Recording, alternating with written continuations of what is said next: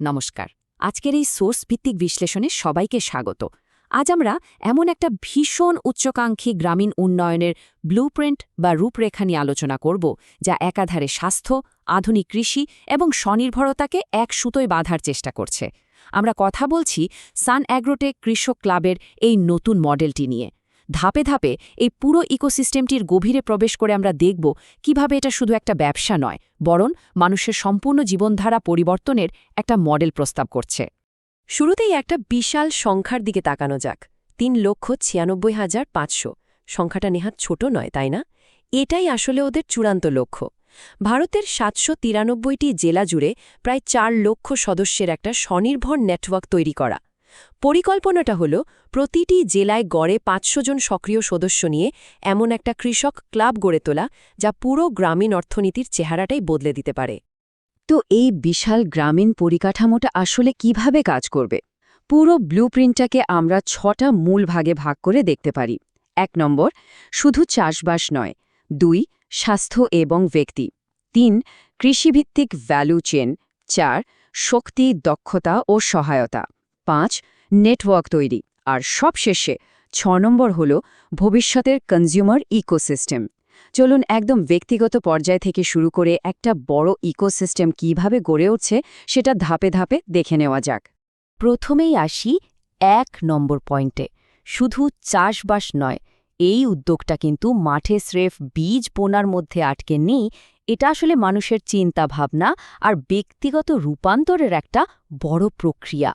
Source ডকুমেন্টে একটা দারুণ মাইক্রো থেকে ম্যাক্রো দর্শন বা ফিলসফি তুলে ধরা হয়েছে। লক্ষ্যটা হচ্ছে একজন সাধারণ মানুষ যেন শুধু সদস্য হয়ে বসে না থাকে, সে যেন ধাপে ধাপে এগোয়। প্রথমে একজন সচেতন ভোক্তা, তারপর সেখান থেকে দক্ষ কৃষক, এরপর একজন উদ্যোক্তা এবং শেষমেশ সমাজের একজন দলনেতা বা লিডার হিসাবে নিজেকে গড়ে তোলে। এবার আসি আমাদের দ্বিতীয় ভাগে, স্বাস্থ্য এবং ব্যক্তি। এই ব্লুপ্রিন্টটা খুব সুন্দরভাবে দেখাচ্ছে যে আসল অর্থনৈতিক স্বনির্ভরতা শুরুই হয় মানুষের নিজের সুস্বাস্থ্য থেকে।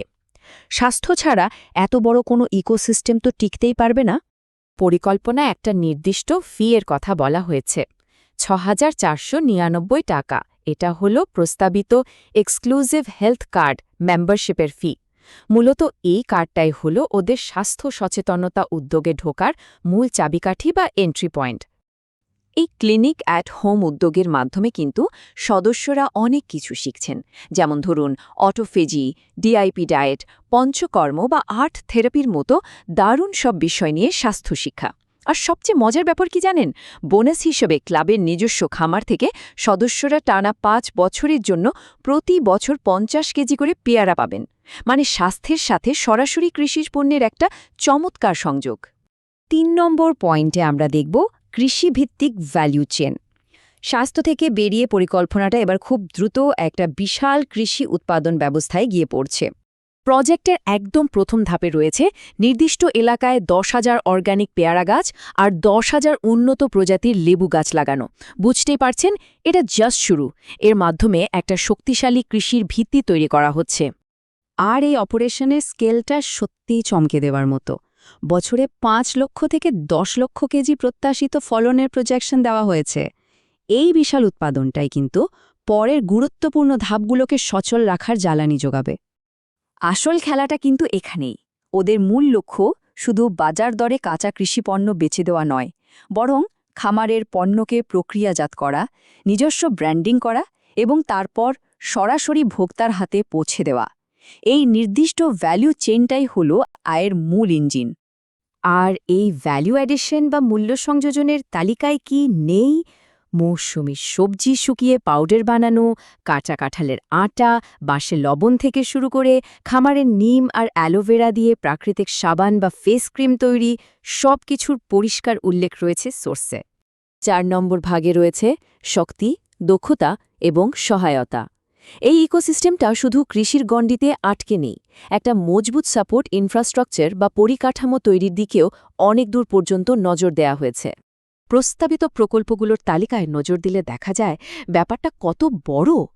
ফেলে দেওয়া প্লাস্টিক থেকে টাইলস তৈরি করা, পিএম কুসুম প্রকল্পের আওতায় সোলার পাওয়ার জেনারেট করা, বা ধরুন যুবক যুবতীদের স্কিল ডেভেলপমেন্টের ট্রেনিং দেওয়া, এমনকি সাধারণ মানুষকে বিনামূল্যে আইনি পরামর্শ দেওয়ার মতো বিষয়গুলো এই ব্লুপ্রিন্টে রাখা হয়েছে।